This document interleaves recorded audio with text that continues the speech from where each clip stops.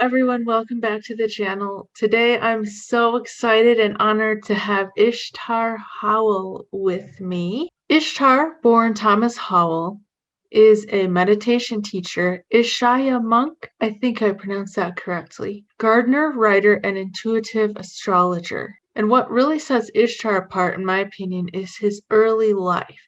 A sense of himself as presence was a pronounced feature of his life until about the age of 7. At age 13, he was in a car accident that took his mother's life and initiated a near-death experience that brought about a profound experience of samadhi that in the subsequent months he experienced right along with an intense process of grieving. Ishtar's story really stands out to me because of his early childhood experiences, then his near-death experience, and where his life has led since then, and allowing him to find a practice that plugs him back into that peace and presence that he felt during his near-death experience. But we'll get into all of that in the interview. Right now, I just want to mention that his links are in the description. He has a website for his meditation practice that he teaches and a website for his astrology. So if you'd like to connect with Ishtar, check out my description box.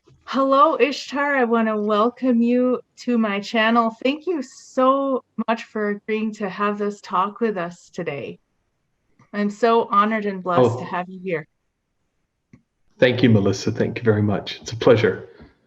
And you really have a very fascinating story that began from the time you were in the crib. You were having these samadhi type experiences. Would you like to share with us a little bit about that? And then we'll move from that into your near-death experience. Yeah, absolutely. And, of course, at the time, when you're a kid or even in the crib, you don't think that what you're experiencing is any different than the normal. You kind of accept the world that you're brought up into, and that was exactly the case for me. But of some of my earliest memories, which apparently I'm not supposed to have, I didn't learn that until I took AP psychology in my senior year of high school, and I was saying you should not be remembering things before the age of 2, and then I was like, there we were. But I remember being in the crib and just so much of childhood was actually just getting up before the dawn, before my mother woke up. It would be dark for who knows how long, but I would just be sitting there in the crib and experiencing myself in the entire room. And there was such a profound peace. Sometimes there would be even a kind of hum that I felt everywhere. And I would sort of play with that, because when I would sort of go into that hum, or when I would go into that presence, as I might call it, as I would call it later in life, there would be just pleasurable sensations that would rise up through my body, and kind of starting from my feet, going up my torso, and culminating in my head and beyond. And I just sort of enjoyed doing that. Very pleasurable. I would enjoyed looking at the curtains in my room, and actually there were a lot of things in my room that I would look at that I didn't enjoy. I remember looking at plastic, some of the plastic parts that were in my crib, and I remember thinking, why are they doing that? Oh, I can't wait till I can get out of this thing. I just don't approve of this material over here, this material over here, but this thing over here is all right. They got that right. And there was almost a sense of, kind of being thrust into some kind of an alien sort of world. And that was, the entire built environment around me. There are certain things that seemed resonant and others that didn't.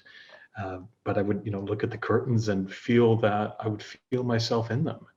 And that's the best as I could describe. I would feel myself in the curtains and in my body and in the carpet, all sort of at the same time, which was interesting. There was a sense of my sense of awareness kind of modulating, kind of going between being very non-local to coming and being very local, and having this happen, And I enjoyed when my mother came in because it was very easy to feel connected to her, and very easy to feel connected to my big sister, and also very easy to be connected to my dad. Although I think my sister and my mother were sort of the favorites very, very early on as a little infant. Mhm. And then that got into other things. What ghosts, I suppose. That was maybe my earliest memory that I can track is, a woman walking into my bedroom. I was used to visitors coming. My aunt would come and sleep in the bed that was across from my crib. And, I think I remember my grandma coming, being there at one point. So, having people walk in the room wasn't anything new for me. But here comes this lady who's, her hair was curly and white like my grandmother's, but she was much shorter than my grandma. And I would noted that. And she had this blue sort of nightgown that had kind of a pattern to it with a white lace collar up here. And she just walked in the room, and she kind of had a strange silvery, whitish, bluish glow around her, which I'd never seen on a person. So I thought, oh, that's very interesting. How'd she pull that off? And then she just walked by my crib, and I'm just looking at her, no fear. She kept going, and she walked out the back wall of my bedroom. And that was just, kind of like, what? How'd she do that? Wow, that I've never seen anyone do that before. And I remember it must have been 2 or 3 years later, I was looking at a family album with my mother and flipping through, and there was a woman with a blue nightgown with white lace and white hair, and it's like the same face. And I asked her, "Who's that?" And she said, "Oh, that's your great grandmother. She would have really liked to have seen you." And so she died the year before I was born. So it's kind of a little space between our times on this earth. So that's some of childhood right there. You tell me how long I should go. No, that's great. I've heard you speak in other interviews of how long it took you, like up until about the age of 8, for you to start to even develop the sense of ego. Oh yeah, I mean, the word I certainly and mine, they certainly came into my vocabulary just at the same time, I would assume, as anybody else. I mean, I remember walking through my house, Mhm. toddling through my house as a 2 or 3 year old when I'm getting language, and I would point to things and I would say mine, mine, mine, also mine. But it's like I didn't mean it in a sense. That's what was interesting is I would throw out the pronouns, but they didn't stop me from having this sense of non-locality.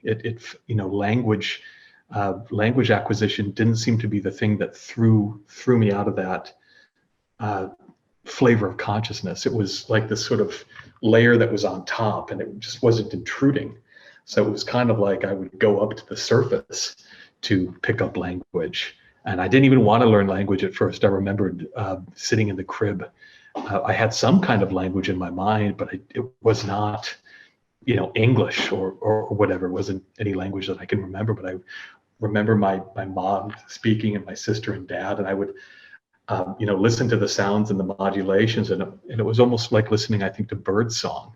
What I was really picking up on were feelings and stuff like that. And I remember when, they started talking about me, learning language. I didn't want to come up. I didn't want to rise up out of wherever I was sitting to kind of fool around with my mind and work it out in that sort of way. But eventually I relented because it's like, oh, okay, fine. That seems to be it seems to be the program. We'll do it. We'll learn the words and everything. But yeah, I remember also at the same time that I was going mine, I would go through and walk around the house with my mother right there and say, like, I'm the shelf. That's me, and that's also me. That's me too. And thankfully I wasn't scolded or even corrected for doing that. I think she thought it was novel and maybe interesting, and let's see what happens with this kid if we don't correct him here. So I'm Awesome. grateful for that because I think that helped. So would you like to tell us about your near-death experience? Sure, absolutely. And I think we had a conversation right before this interview, but I never counted it as an NDE or any, categorized it as such. I'd actually seen the film Flatliners, I think Kiefer Sutherland and Julia Roberts, I forget the rest of the cast. And that was about people doing crazy shit with NDEs. And so my idea of an NDE involved things to the chest and flatlining and, getting caught on the other side. And so whatever as profound and personally transformative experiences I had, I was like, I don't know what to call that. But, it happened later. I definitely got onto the ego train. At age 7, that was the big year going into first grade. That was a rough year for me. I was lucky because I think I had 6 years of sort of being relatively unmolested as far as allowed to be in sort of my own bubble and kind of develop in a very naturalistic way. But going to school was sort of a baptism by fire. So I went along age 7 to 13, and by the end of it, I think I was getting very good at being, well, I suppose like a teenager, which is neurotic and seeking affection as an unfortunate attempt at having self-worth, all the mistakes that teens make. And I was getting pretty damn good at playing the game socially in a way. And so it was just a regular end of the school year kind of summer evening. I'd actually just broken my arm playing baseball a few hours before, and I didn't know that it was broken. We had it in a sling, and that my big upset was, I'm going to miss the baseball season or something like that. And I was talking with my mother, just before I was going to go to bed. And it was just a normal conversation. All of a sudden, when I'm talking to her, I had this question just come through me. No emotion associated with it, a lot of force, a lot of power. And it was, are you going to die soon?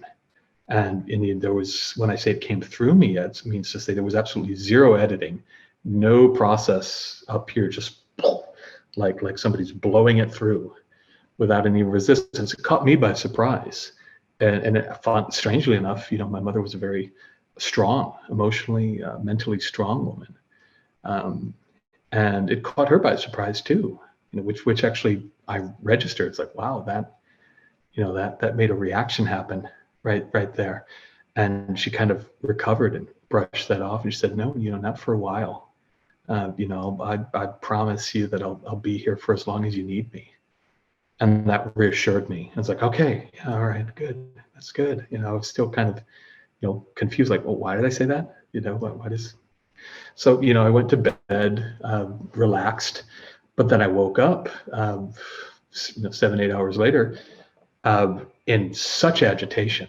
Like I've never before since woken up with that kind of agitation. I literally sprang up. It was almost as if I did fly into my body somehow. It felt like I flew into my body and pushed it forward just as my mother and father were walking outside my bedroom door. And, I was breathing heavy, like I was running. And I was, saying, I have something I have to tell you. I've got to tell you something. But I can't remember what it was. And that's what I said. And I was so distraught that I couldn't remember the damn message that seemed to be making me so anxious. And they had to come into my room actually and sort of stand on either side of me and kind of, kind of calm me down physically. And, that didn't take too long, but they had to. And then they went on their normal, suppose 6 a.m. walk, which was their habit in those days to go for a walk together. And I got myself ready for school and, walked off. And that was the last time I saw them together as sort of a, as a married couple, as my parents. And, I went to school, had a normal end of school year sort of day, came home. And then we ended up, after school, we were drive my sister out to her new workplace, which was a movie theater that was off the highway at the edge of town. And as we were pulling out of the parking lot to take a left turn across a 4-lane divided highway, the first car that was in the closest lane was certainly not going to hit us. And so we drove out, but unbeknownst to either one of us, there was a second car which was obscured or hidden behind the other car, and I think it was probably at some point going a good speed, but apparently as we drove out, they sped up, and that's the car that got us.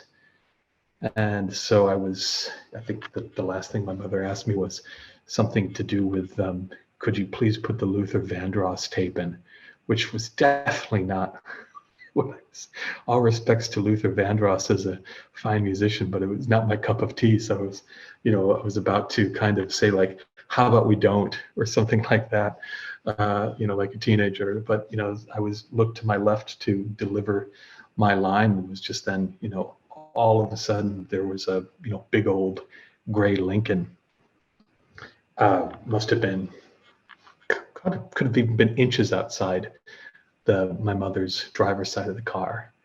And so in that moment, then, everything happened.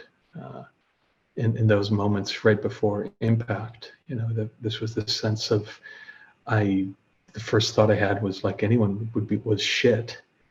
Remember that very clearly. And, the second thought was, oh, I really thought this one was going to go longer than 13 years.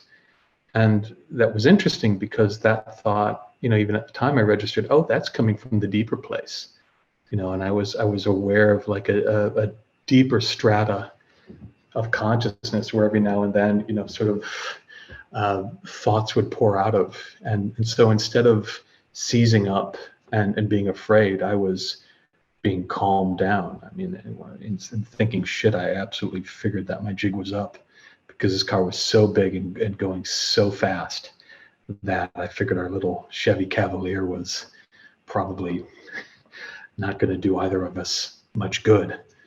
And, then everything sort of happened. I went into the life review right there on the spot.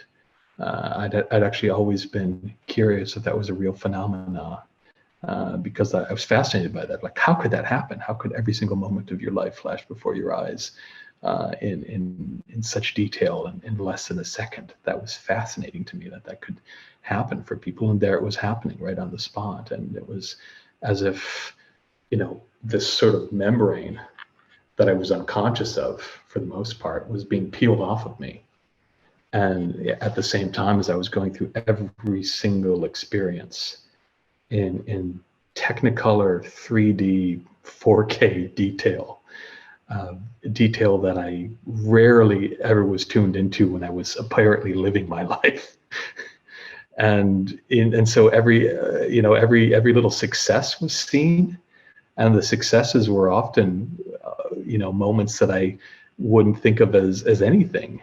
Some of the successful moments were kind of like looking out a window on a rainy day and falling into this deep space of appreciation and gratitude, or these moments of looking at puddles in the playground, while walking, and having this sense of, oh, you were touching the infinite right there. You were allowing that to live through you without any resistance. And then of course the moments where there was fear, where I had lied, where I'd been wearing a mask to protect myself, those were seen in total detail. And it was as if I had a Virgil there with me, like in Dante's Inferno. I had there was this aspect of consciousness which both felt like me, but also kind of felt separate, that I felt throughout my life here and there as well. But usually I was kind of recoiled, because it tended to come in and in some ways and say, oh, that's not a good idea, sort of thing. Didn't want to hear it. I was like, no, we're fine. We're gonna do what we do. But there it was, and only here I was completely relaxed into it. There was no resistance, and so there was no judgment at all. It was just sweet and very matter of fact and hyper objective. Like, all right, right there, this is what happened. And so, and with each of those sorts of scenes, there was just total forgiveness, and boy, that was such a wonderful feeling. It was a sense of just untying knots that I had no idea I was keeping together, like boom, boom, boom, boom, boom, off the knots go. And I realized I'd been wearing a kind of a straitjacket of my own making all those years. That was actually one of the sort of conscious reflections I remember having sort of along the way. It was during that experience, it was, wow, it's like I was talking to the subjective consciousness. Wow, I've had an easy life and I'm only 13. How the hell did wow, I had no idea you could get so much time with a relatively easy life like that. And if I'm this strange, God, I'm imagining people with much more difficult lots. And so off it came, and by the end, that this sort of the bullshit suit was unzipped. There was just this total sense of freedom, this total sense of love. There was no difference between I and thou, or self and the world. Those sorts of distinctions just were null and void and moot and altogether off. And that was probably at that point the most alive I'd ever been in my life. Was even in my visual, sort of the physical 3D visual kind of way. I was looking at my mother's shoulder and the car about to hit us and the clouds up above on the dashboard of the car.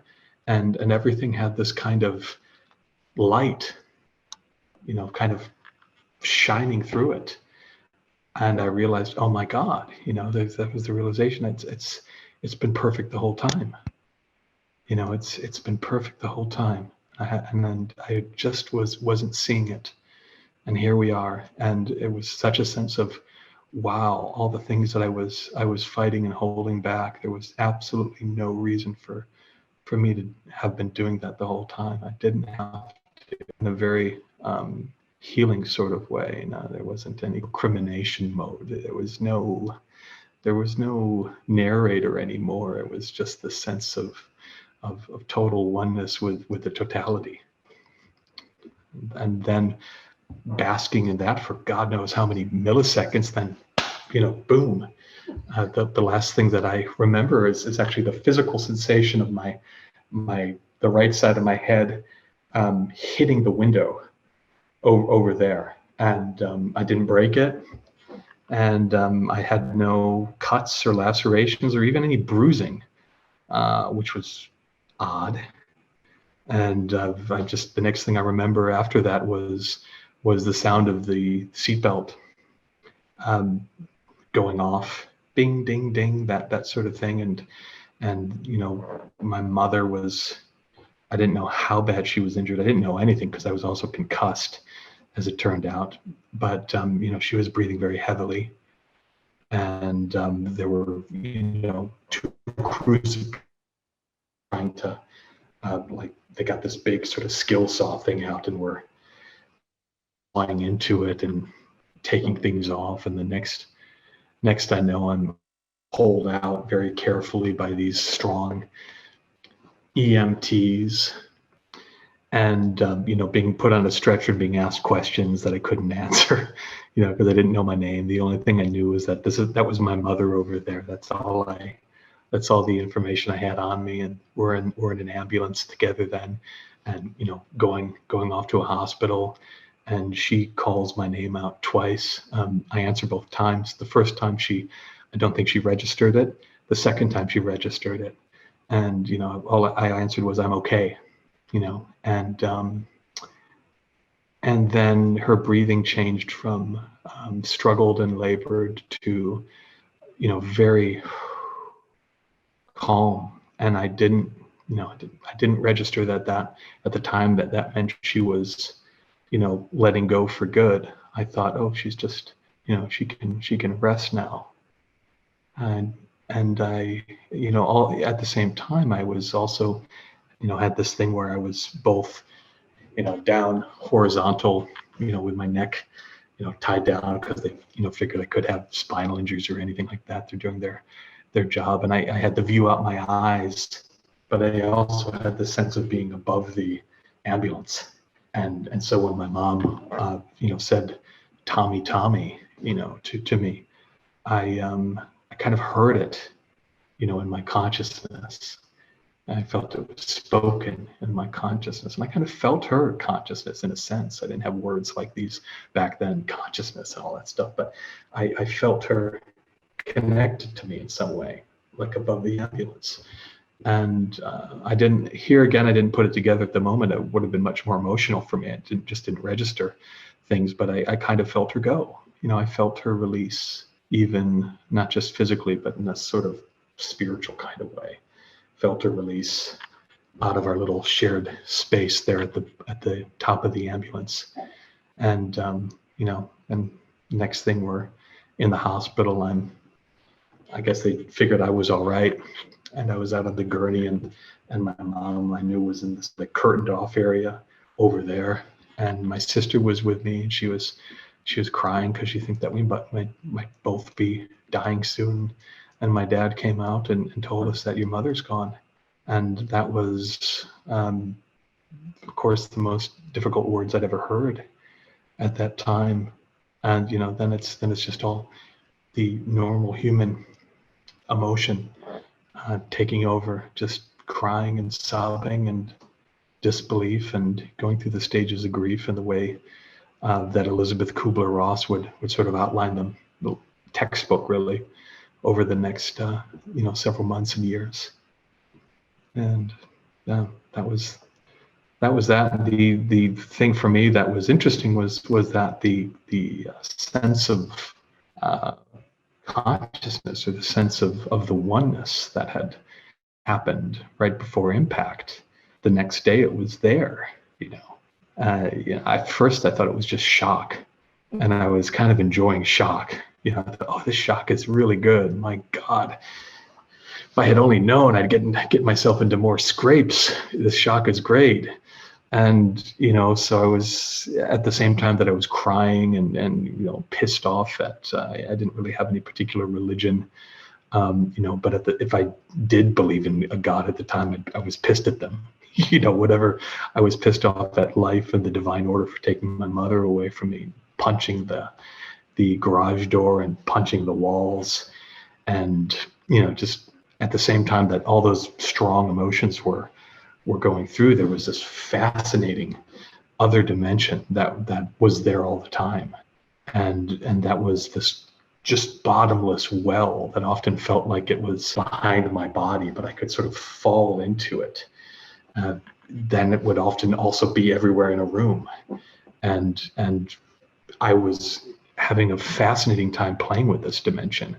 And when I would sort of relax into it, there would be these sort of spurts of bliss and joy that would sort of, like when I was an infant, kind of run up through my body. And I remember one time I was starting to ask my dad, I was going to say, hey, do you feel this sort of joy?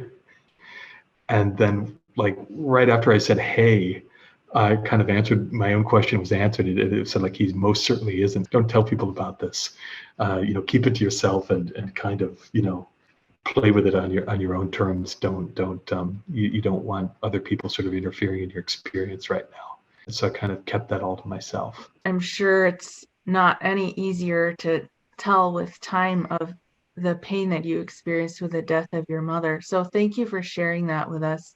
I just love the way that you describe things, the way you put things into words. For instance, when you said, when you were staring at the puddle, you were touching the infinite, or about the infinite well behind you that you could fall into. So these things are so hard to put into words, and I really appreciate that. But bringing it back to your near-death experience, do you mind if I read a quote from one of your other interviews? Quote you back to yourself. I don't mind at all. Because I would love for my viewers to hear this. You said, it felt like there's this thin skin that had been on me my whole life that I'd never noticed. It felt like it was being taken off me like the skin of a snake. With each step, there was just a vast opening and such a vast peace and joy and a bliss. And when we got to the end, it was this sense of being immersed in a field of infinite love. There was the sense that love, awareness, clarity, bliss, and joy, they were all just different words that were pointing to the same fundamental layer of being. Yeah, and in fact, you bring up another word for me, which was indicative of the experience, especially in those days, was it was very raw, very unfiltered. So there would be these times, of course, where I'd be crying and going through the regular emotions, and then I would be, just letting it pass through me without any resistance, no judgment. Just I couldn't even judge in those days, effectively. In fact, I would try, and I would start laughing at myself. Like, what? You can't even do that, because there's just such a gravity to that presence in experience. It was like I was sort of stuck to it, and it's like even if I tried to sort of pull away, I'd kind of get pulled back too. And I remember looking at it, walking by the beautiful trees, which of course I always felt were beautiful, but I'd never seen them to be this beautiful, like with a capital B. And I for whatever reason, I didn't put it together that what I was experiencing was God, was the kingdom of heaven. Because in my experience at that time, to say the Judeo-Christian religions, which were more predominant in Wisconsin and the US, was that they tended to think of the deity as some like far away sort of thing, or big guy in the sky or something like that. There was never the sense that people were having immediate experiences of it, say through a tree or through a model, anything. And so I never put those together. But what I was experiencing was just, oh my God, there's such I'm basking in the love of this tree right now, or I'm basking in the love of looking at a lawn of grass and clover and bees and birds and all of those things. I could feel with them the same resonance that I was brought into in that NDE. And sometimes I think it was at this point that I actually got a liking for Van Gogh's paintings. Because when I looked at those, I was like, I think this guy seemed to have been tuning into the same sort of waters here, because sometimes the world would even sort of look like that to me. I would see this life with a capital L coming out of everything, which was significant for me because the way I was raised and the way Western civilization often is they kind of have this subject-object kind of conceptual view of things, and we kind of look at nature and other people, and we look at trees as sort of congealed bits of possible lumber, or we look at things in that sort of way. And there's some utility and use to that sort of thinking, but it's not the end all be all. And so I'm grateful that I was brought in very close into this other way of interacting with things, this other way of living. Do you believe that we will at one point completely merge back into God and be one being, or do you think there's a sense of identity that we retain to some extent? That's a wonderful sort of question. I kind of don't even, I don't have a firm and set opinion on that. But as far as I'm concerned, what I've experienced to this point is that the two are compatible. In my spiritual teaching, we don't. The goal is not to sort of blow up or get rid of the ego or get rid of the sense of particular I-ness. In fact, we recognize that actually it's necessary at a certain point. We're just, and so we frame it as, instead of trying to sort of demolish the thing and be at war with something, we're just instead of, what we're doing is we're not using the same tool for everything anymore. It's being put into its useful place. It's being put into a deeper context. And I generally see people as these different facets of the same diamond. I think the whole point of being alive as a human being is in many ways to actually play the role, the particular individualized role that we're meant to play. I don't think it's a mistake. I don't view the world as some kind of Gnostic or Manichaean trick. I don't view Maya as a bad thing either. In the Hindu traditions, a lot of people get down on Maya, like, oh my God, really, the words divine play, or viewing this life as really a divine sort of thing, costumes and all that makes the most sense to me. And so that's my view on it. I don't see, for instance, when I've all the people that were early mentors to me, especially, who I found were really much bathed in this kind of presence, which is what I was attracted to, because like, oh, I got a glint of what I had experienced. These people, in some ways, were some of the most eccentric and unrepressed sort of people that I knew. And as being eccentric and unrepressed, they were the most individual. They were the most themselves, in that, even in that kind of limited sort of way. And so I generally don't think that, as people say, approach enlightenment or become more whole. I don't think they just become kind of beige, with no characteristics. I think they become the song that they were meant to be the whole time. So that's kind of my view. Whether cosmologically and at the end of the universe, everybody gets folded back into the primordial oneness, maybe to be shot out again, who knows? I have no idea. I'm certainly familiar with a lot of those different ideas, but I don't know what happens at that level. Well, that's so beautiful. Thank you for sharing that. I kind of suspect that there's probably this infinite dance between the two, the oneness and the individual. Yes, I think so. And I kind of go back to like kind of a Hinduism 101, which is what, like Neil Donald Walsh's book, The Little Soul in the Sun, was basically.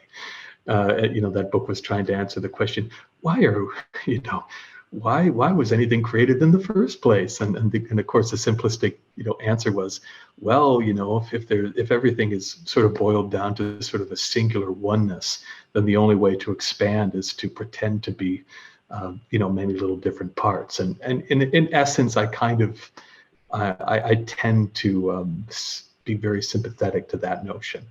So what would you say the role of suffering is in our experience here? I think that I kind of actually go back to Julian of Norwich and her ideas is that suffering was a necessary part of the divine play in order to almost make the return back to oneness all the more poignant and sweet. I know that logically that doesn't necessarily hold a lot of water, and I understand why. It's like this gets down to the old philosophical problem of evil. But that is the thing I keep coming back to. It's the thing that was most resonant with say the life review in my NDE and so many others. It's the thing that's been resonant with every step of my meditative journey, has been that the play has to happen. But there's been this sense of total wholeness, even under brutality. There's people have continue to do rotten things to each other, to themselves, and become disconnected from that place. I really do think that it's all for the purpose of coming home, almost like Dorothy Gale like, and realizing that, oh my God, even with all this shite, I've been home the whole time. It's kind of a circular answer, I know, but it's the best that I've come to. Would you like to share a little bit about your spiritual journey since your near-death experience and get into what you do a little bit with your meditation now? Sure. Yeah, I think I was, especially after the sense of connection to that deeper reservoir faded, and I think it hung on more or less strongly for about 2 or 3 months, and then kind of sort of faded then quick. I think I was an incorrigible teenager, I think it totally threw a wrench in the works, probably of I think an easier developmental path. My mom had been alive. The rug was pulled out, and I was kind of in this sort of state of ecstasy, sometimes agony, other times, unmoored from where I'd been before. So I flailed around a bit. And I was, before the NDE, for instance, my career goals were to be a politician. And I wanted to be a public servant. I think purely in a good sort of way. I wasn't necessarily power mad. I wanted to, be helpful in some way for the most part. And that was kind of something that an interest very common in my family. So it seemed pretty supported. But then afterwards, I didn't want that anymore. There were a lot of things I didn't have a taste for anymore, which, a lot of those things I had in some ways been doing to please other people. Sometimes I didn't, before I was unconscious that I was doing those things to please other people. But afterwards, I was like, yeah, I don't want to play baseball anymore. I don't want to do this anymore. I don't want to do that. I don't like that anymore. And so there was quite a transition period of coming to grips with that, and at the bottom of all that was, I started to recognize that at the bottom of me was what I called the crazy monk. That was the name that I eventually made up for this, almost like this Pandora's box that I was a little afraid to touch, because I thought, man, if I opened the lid on that thing, that's probably who I really authentically am, and that's really going to mess everything up, And I was afraid. I was afraid I'd be cast out. I was afraid I'd lose all my friends. I was afraid that if I was radically honest in that way, that I wouldn't be loved. And then that kept me from going there, amongst other things, for some time. And then eventually it just got to the point where it's like, come on, let's do that. Let's go that place. Because if I ignore that place, I started to see the writing on the wall. I was, looking at the world and looking at it's sort of people, even who seemed to be outwardly successful. I could see so many of them were miserable. And I kind of got the clue that, well, the reason they were miserable is they, in many ways, they were ignoring, that layer of authenticity with a capital A. They were denying the cues that were coming. They were not allowing themselves to play the part in the divine play. And I was like, okay, we got to do this. And I remember, really, I was watching Brother, Sun, Sister, Moon, the wonderful 1972 or 1 film about St. Francis of Assisi. Yeah. And that kind of was one of the, I'd been reading a lot of spiritual books, and I started meditating, but I was still I was going to be, live kind of a compatibilist life. And that movie just did it. That was the final straw that broke the camel's back. It's like, yeah, we've got to do this mad monk thing, because I think that's the reason why my mom was taken from me. I kind of knew that if my mother had lived, I would have probably lived an easier life, a happy life, but one that wouldn't push me so quick to be in contact with whatever this thing was. So that's when I started really meditating in earnest, was at age 17, and then 18. And then I was like, oh, I got to do it 6 hours a day. If I'm really serious about, if this is really what life is supposed to be about, if this is sort of the eschaton or the goal, at the telos, I should say, of life, is like, well, then I better follow the telos then. And if I'm not following the telos, what the hell am I doing? That's very intense and a little bit black and white. And so I started doing these hard meditations that were concentration based and all that. And eventually, thank God, I after reading Autobiography of a Yogi by Paramahansa Yogananda, that book, just reading that book blew me open, was just blowing my heart out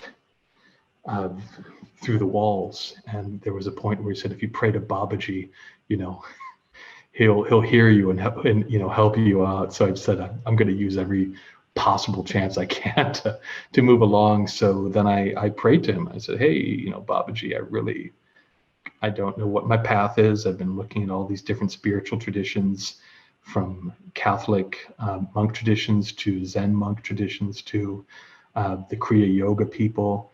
And none of them is really coming back as feeling like a bullseye. And I want to go with a bullseye. And so it must have been not long after that that I kind of got to know a man who would soon be my future brother-in-law, who did this practice called the Ishaya's Ascension, which I'd never really heard of. Actually, I had, but I didn't recall it. And I meditated with him. I could see that whatever he was doing was working. I could just tell. I could. The peace was palpable. It's like, okay, he's not doing what I'm doing, but something's working over there. And so a few weeks later, I'm coming home, and he asked, "Hey, you want to go to a course on the weekend?" And I said, "Yeah." And I didn't know why I was saying yes. Actually, at that time, it was just the yes was moving through my mouth, just as the question to my mom moved through my mouth. And I said, "We're going to go with this. Okay, let's go with it." And I'm very glad that I did, because that particular practice took me right back into that stillness and that bliss and that love very quickly, and kept doing it to the point where I was like, okay, this is probably not some kind of workshop high or sort of random. There's something to this practice, or there's something to me doing this practice. This seems to be the way my life is trying to go. So it must have been like 3 or 4 months later, after learning, I found myself on the Oregon coast, 2,000 some miles from Wisconsin, coming into an ashram or meditation center. I don't know if I should call it that, monastery. I guess all those words are pretty accurate, of people doing this practice. And I was kind of home. That was kind of a crazy, adventurous thing for an 18-year-old from Wisconsin, to do. But there we were. And I continued to do that ever since, and spent about 6.5, 7 years sort of living with, sort of a changing cast of characters who would sort of come in and out of that situation. And I lived in, we had other sort of meditation centers outside of Oregon that I would sometimes spend maybe 3 to 5 months in, sometimes longer, teaching meditation classes. And, at a certain point of, actually at a kind of a high point, I started getting the sense that my heart was telling me that I should get myself fired, like you should get yourself kicked out. And I was like, shut up, shut up, because it seemed really inconvenient. It's like, this is not the time to get fired. We're having a great time, and we're having all these wonderful spiritual experiences that are all just sort of slamming into us. And there it was. And so I resisted that urge for a year, and it was a hellish year. It was an increasingly hellish year, I should say. It wasn't, 0 to 60, but it was, getting worse. And so by the end, I'd earlier made a promise to myself that basically went, if I find myself a malcontent, that I'm just having a terrible time in this environment and I can't shift it at all, that's my signal that I have to go. And I held myself true to that promise that I'd made years earlier, and left. And that was, probably should have done it a year and ahead if I wanted to, when I wanted to avoid all that. But it was good that I finally got the memo and took a sabbatical from sort of the monk life, and had a hard time actually for several years, and then eventually came back at around age 29. The astrological Saturn return, I was in university at the time, getting close to ending it, graduating, I should say. And I was in bed, waking up, unable to breathe, kind of having panic attacks. It turned out I never had one before. And I remember one night I was out of my body. I was stepped out of my struggling to breathe body and was walking towards this door that had appeared in my bedroom. And it had this light behind it. It felt so nice as I moved toward it. And then a voice from my right side, was saying like, well, you can go. And if you do go, know that it's perfectly fine. You've actually, the minimum that you needed to accomplish in this life, you've done. It's fine. You can go. You'll be clean, free and clean. And or you can stay around and get back on the horse and ride your dharma, and so I chose for number 2. So I said okay, and I walked back into my my body, and from that moment forward, things started to sort of move at their old sort of magical synchronistic pace. I met my wife, God must have been weeks later, at university. I wasn't expecting ever to get married or anything like that. I felt myself too monkish in a sense. And, that happened. And the next year I was teaching meditation again. So What sets your meditation apart from everything that you did before? God, it's easy. that's the main thing. I thought that getting back to presence and silence and bliss was going to be a slog and a half. I thought that I'd have to fight the ego somehow and improve myself and do all these things that made sense to a Midwestern boy's brain. It's kind of a no pain, no gain, upbringing, pretty much in that part of the country. But boy, it doesn't have to be. So I found it to be, it's easy and pleasurable, and it's actually enjoyable to do. It's like, I remember I used to look at my timer on my watch beforehand. I'd have to do 20 minutes, and I'd look and it was only like a minute and a half. And with this one, I could go for hours, hours, and I didn't have to, I could do it in a comfortable chair like this, or laying down, or do it with my eyes open as a supplement. And it was just so quick. So that's for me what set it apart. All right. Well, again, thank you so much for sharing that. I'm going to be checking it out for myself. And I've greatly enjoyed this conversation. Thank you so much for making yourself available to share your story and answer our questions. Oh yeah, and I probably should have mentioned that the whole point of the meditation, in case it wasn't as explicit, was that basically I found myself getting back to the consciousness of the NDE, that has been, and beyond, or whatever. It's wonderful. It's not, you don't have to die, come close to death, to rest in those waters, to find yourself in a place of in the peak experience. And the peak experience can be cultivated. We can do little things that have the tendency of bringing us there, and doesn't have to be a struggle. That's the main message. Yeah, and that's so wonderful, because I think that's really what we all want, is to find that state of just inner peace and connection.